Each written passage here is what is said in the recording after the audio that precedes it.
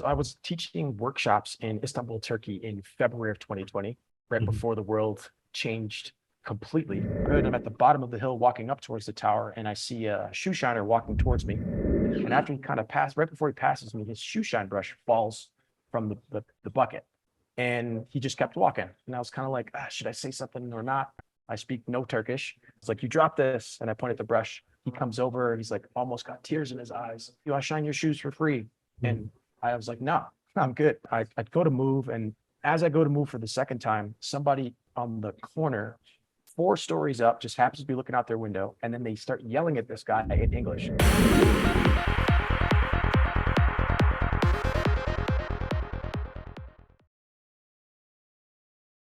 All right. So hi, everybody. Welcome to another episode of Book Cafe Podcast. In today's episode, we will be talking about this book right here behind me entitled Superpower Storytelling, a tactical guide to telling the stories you need to lead, sell, and inspire. And my conversation partner for this episode is none other than the author himself, Mr. Stephen Steers. So hi, Stephen. Welcome to the show. It's really great to connect with you. Hey, what's up, Omar? Happy Friday and a pleasure to connect with you as well. Steve, thanks so much for making the time to speak to us. So I've had a chance to go through your book. I've really loved reading it, and I can't wait to dive into it. But just before that, we here at Book Cafe Podcast love to know about our authors just as much as we love to know about the book that we're discussing. So for the sake of our viewers and listeners who haven't read the book yet and who may be discovering you as well for the very first time, do please take this opportunity to tell us a bit more about yourself and your cultural background and what you do for a living, and in fact, anything at all that you'd like to share with us. So yeah. All right, awesome. First off as well, thank you so much for having me, Omar. I appreciate that you read my book and took some time to share it with your audience. That is a huge kind thing to do, and I intend to make today a valuable session for us and our listeners today. So I'm Stephen. I'm a native of New York City. My cultural background is actually Jamaica. I am the son of Jamaican parents born in the West Indies. So I'm a first-generation American. And I currently live in Mexico City. And my vocation is that of a sales consultant. So I work with B2B companies in the software and professional services spaces to help them improve sales. And I specifically work with folks on their sales calls. So I review sales calls through a rubric I've created. I call it context selling. We're using a lot of AI tools these days to help streamline and understand what's said on a call. But AI, at least so far, does not understand context yet. So my method helps deliver on the context that AI can't give you. And inside of a sales call is a great place to use stories. And so I've worked with probably close to 1,000 companies from over 35 countries on these types of methods. And one of the big and persistent problems I see is people just sell their products. They don't use stories and talk about the outcomes, which was like, hey, there's an opportunity here. Maybe I should write something about it. And so Steve, thank you so much for that wonderful introduction. I have to confess that actually in my part of the world, the West Indies actually has an extremely special place in our hearts because the sport of cricket is actually very popular here. And the West Indies are one of the most distinguished or decorative cricket teams. And in fact, the Cricket World Cup is actually happening right as we speak in the US, and the West Indies is being, scheduled jointly. And of course, Jamaica must be pretty amazing, the home of Bob Marley and reggae music. And in fact, you mentioned that you also are a musician yourself. So can I ask, what kind of music do you dabble in? Yeah, of course you can ask. So I was actually trained in Juilliard in New York City as a child for percussion. So I went for about 2 years every Saturday, got private lessons, played in orchestras, learned how to read music, grew up playing the piano. And then I was a drummer in a few bands. We have an album out, got music videos. If anybody wants to go down a deep rabbit hole and get some access to that creative process, the band is called 3,000 Crowns. Wow. And I was the drummer and a partial composer with my brother and a person named Andrea Diaz, whose birthday it is today. So shout out to Andrea if you're listening.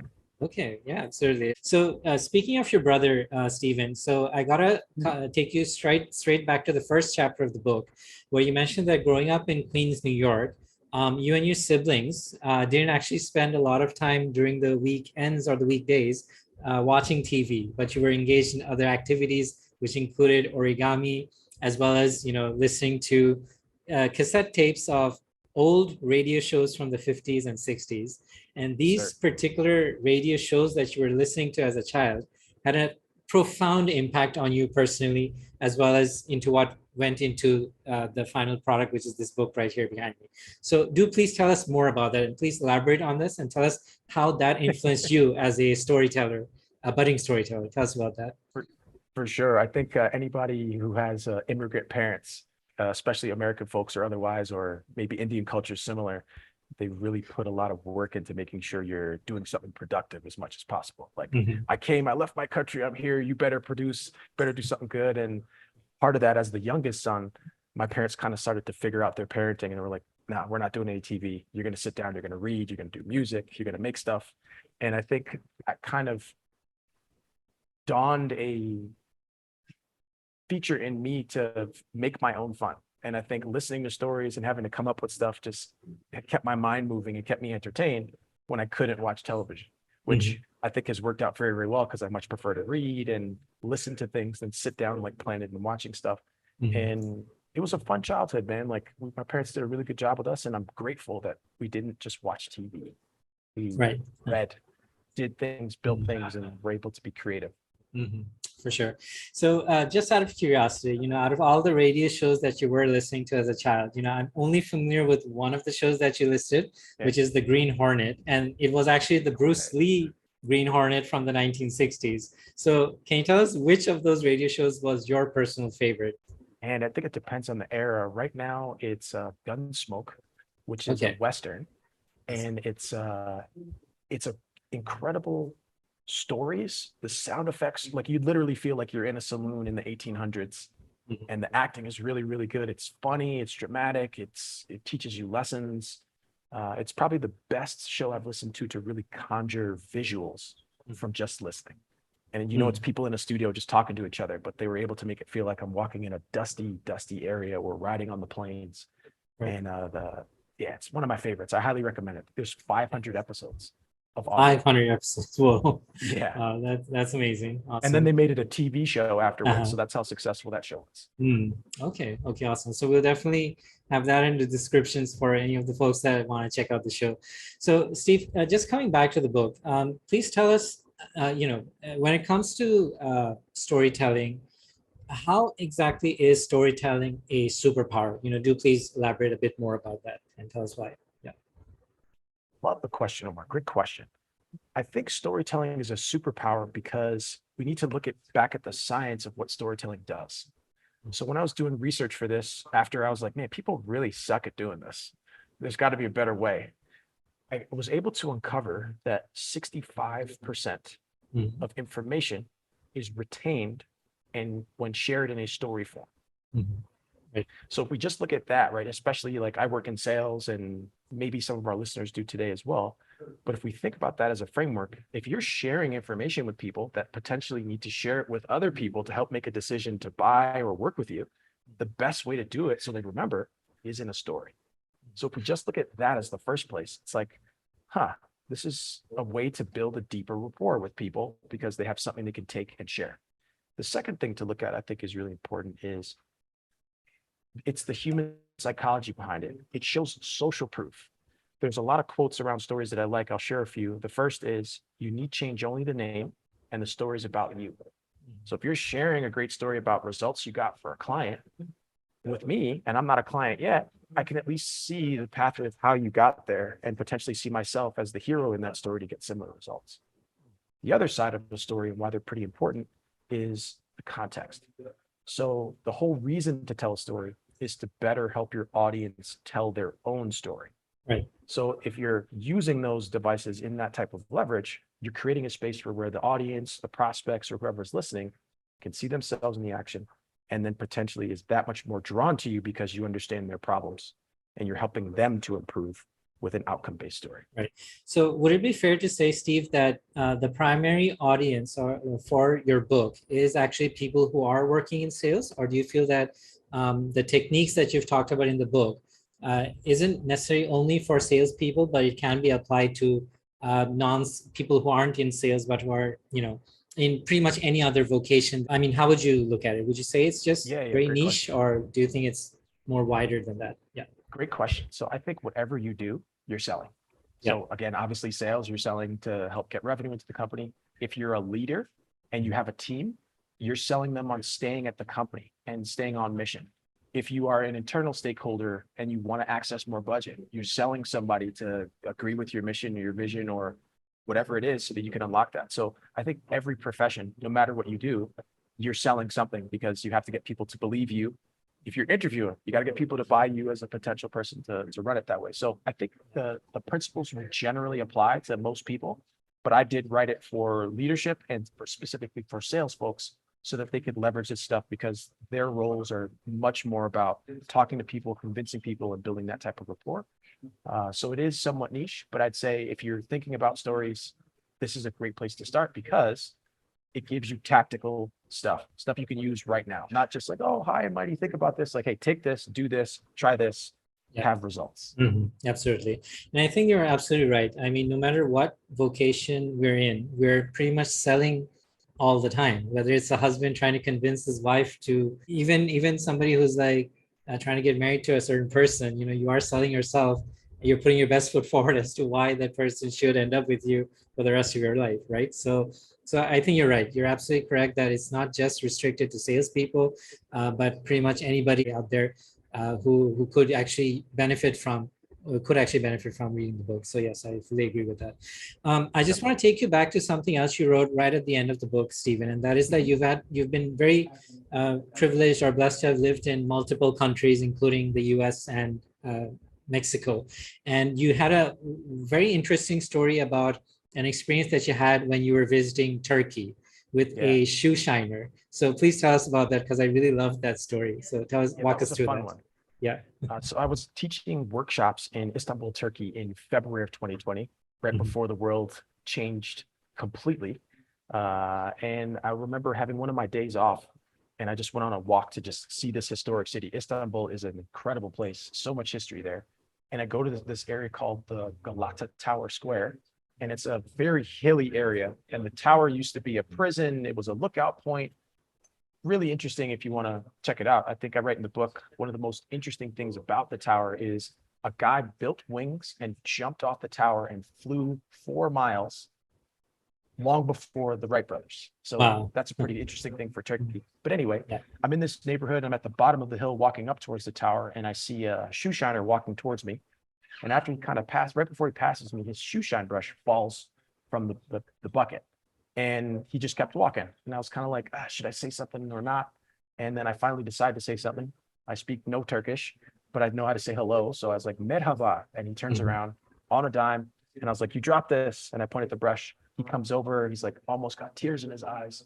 And he's like, oh, thank you so much. I feed my family with the shoes. Thank you. Thank you. I shine your shoes for free.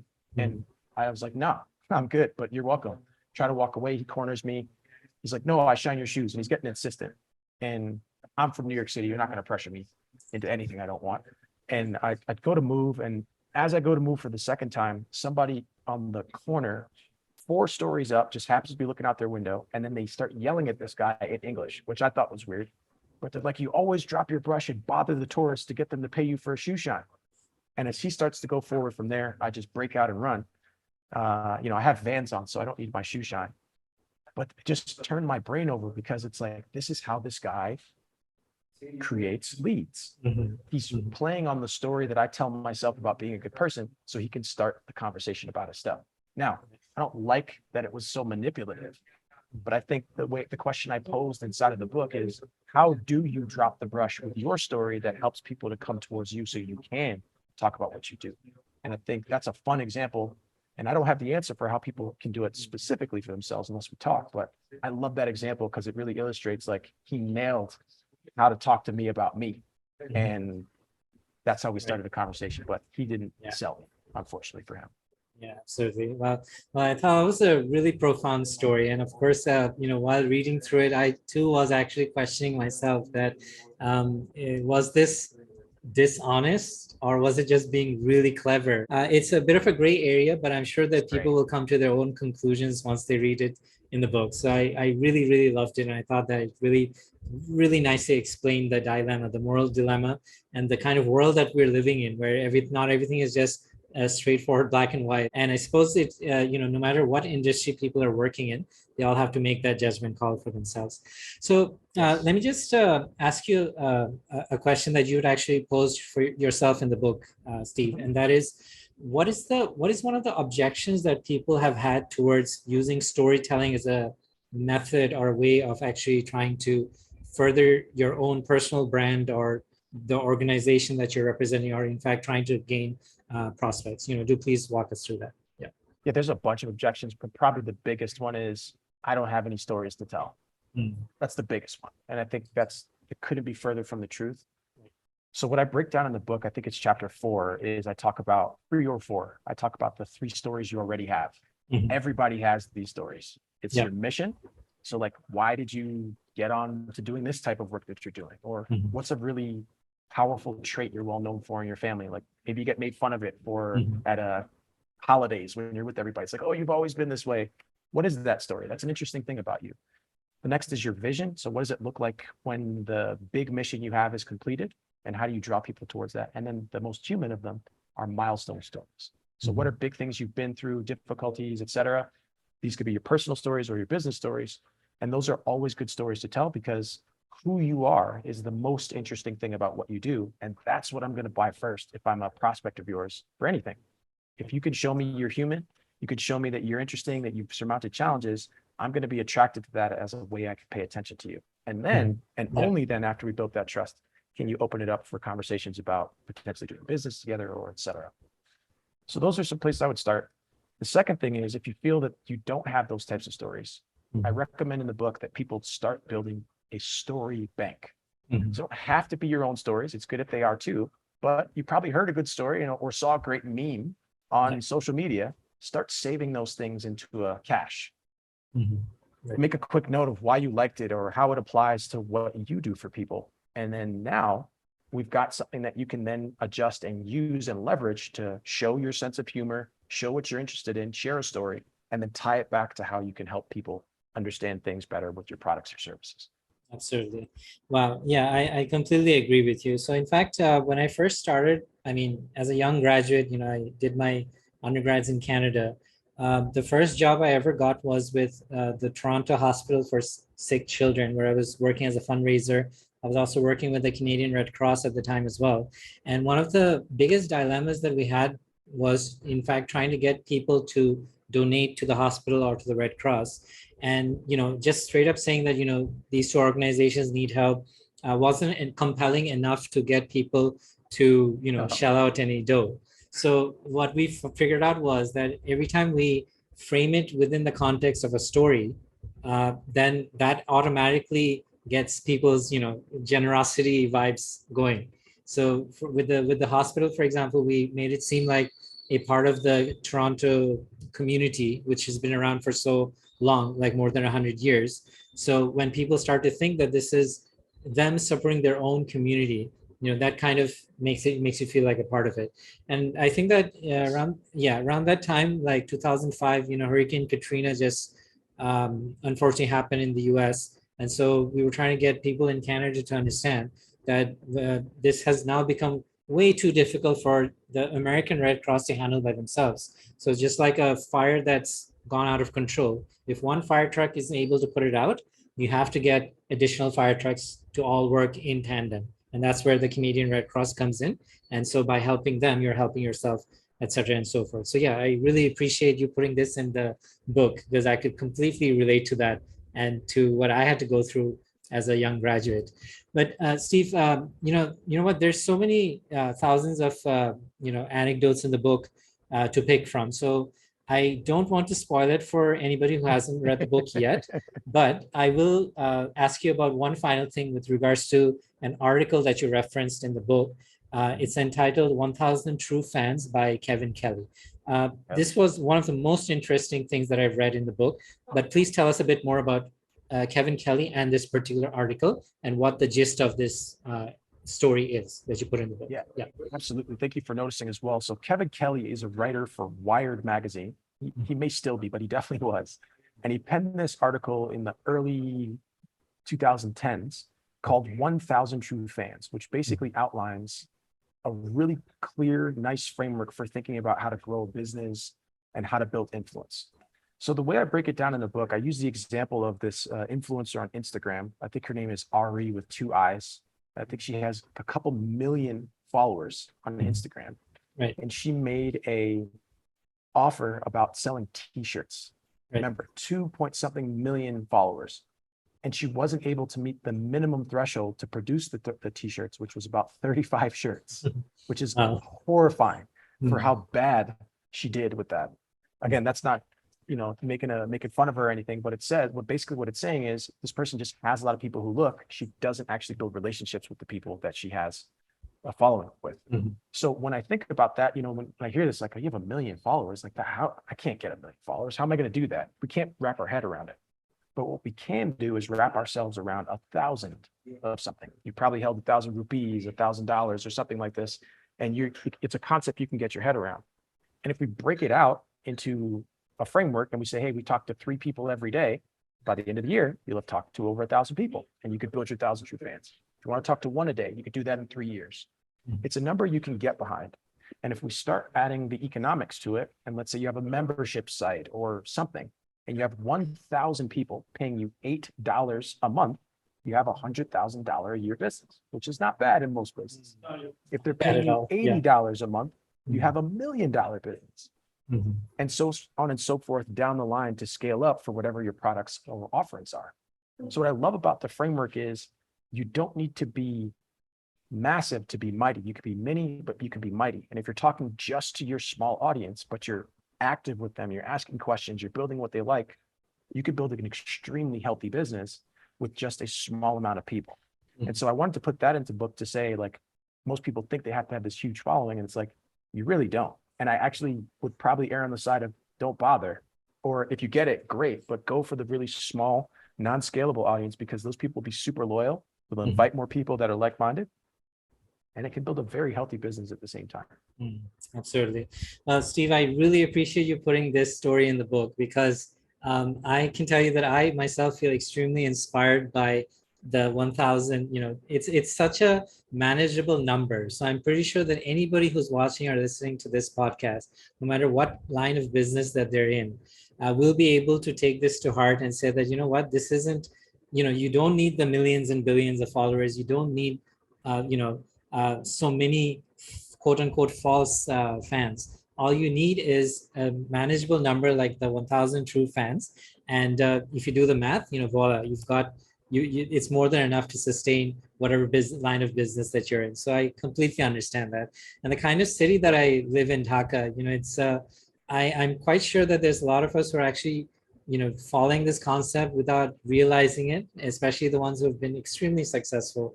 I'm not talking about myself, but, others, friends and colleagues that I've, had, I want to take this to them and say, that, hey, look, I found the secret to what you do. And it's right here in this book. So yeah, thank you so much for that. So Steve, since I just want to hold myself to the half hour that I promised you, because I know you've got another appointment to get to. But just before I let you go, we have a couple of staple questions that we love to ask all of our authors. And so with your permission, I'm just going to take a little bit more of your time to ask you those staple questions. Of course, Omar, you're welcome. Awesome. So the first stable question that we have is, are you more of a fiction person or a non-fiction person? What genre of books do you enjoy reading? Nonfiction. I read a lot of business books, mindset stuff. I'm trying to get more into fiction so I can relax, but my brain is on and I want factuals and stuff I can implement. Awesome. How about you? Yeah, same here. I'm like completely skewed towards the non-fiction side. I do love fiction, yes, and I have to read fiction because I interview authors on both sides, non-fiction and fiction. But at this point in my life, I think that all my friends and family members who do read fiction do so because for them it's sort of like an escape. For me, at this point in my life, I think accumulating knowledge is probably what I feel very driven by, and I can see that you're definitely driven by the lust for knowledge, if I can say so. So that really, absolutely. That really makes good sense. Okay, so the second stable question that we have, Stephen, and because we're a podcast about books, so it's another book related question. And I'm told by a lot of our authors that it's a really, really tough question, but given that you're such an avid reader, I'm pretty sure you can give us a very good answer to this one. And the question is, if you could select a book that you feel that every young person should read at least once in their lifetime. It may be a fiction book, it may be a nonfiction book, it could be related to business or to sales or not. But if you could pick a book that is both edifying and useful, what would be your pick? Oh, easy. I read it every single year in Q1, and it is the Almanac of Naval Ravikant. Okay. It is a book about life, about philosophy, about getting wealthy, about building businesses, and there's no fat in the book at all. It's very distilled principles. It's super easy to read, and I've probably read it, I don't know, 6, 7 times at this point. And every time I read it, I highlight more. I think everyone should read that book. At least once in their life. Wow, that's amazing. At least once, if not every year. If not every year. Okay. Thank you so much for that, Stephen. I really love the way you answer that so confidently, because every single author that we've had on the show till date has had to think about it a couple of times, but I'm really, really glad that you were spot on about the book that you were referring to. And in fact, I should actually take this moment to also mention that the book, I have it in my office. I have the hard copy, but it's also an open source book, open access book. So as far as I can remember, it's also available for download for free from Naval Ravikant's website. Portions so are, yes. Or if you hit me up and let me know you listen to Omar's podcast, I'm happy to hook you up. Okay.